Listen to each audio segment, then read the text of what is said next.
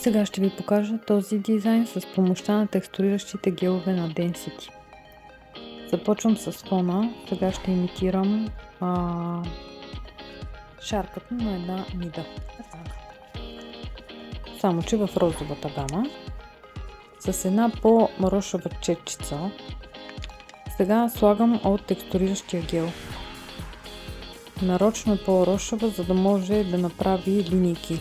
Тъй като колкото по-релефно е, толкова по-ефектно се получава с този гел. Изпичам го и след това с прозрачен гел пак на Density си ползвам, си правя вече имитацията на мидата.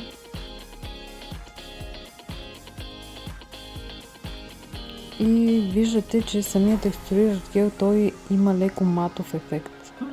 И след като се постави безцветния гел и се получава този перфектния ефект на мидата.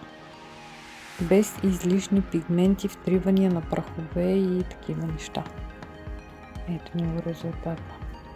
И между другото да ви спомена, че в мистериозната кутия за юли месец ще има по един от тези гелове.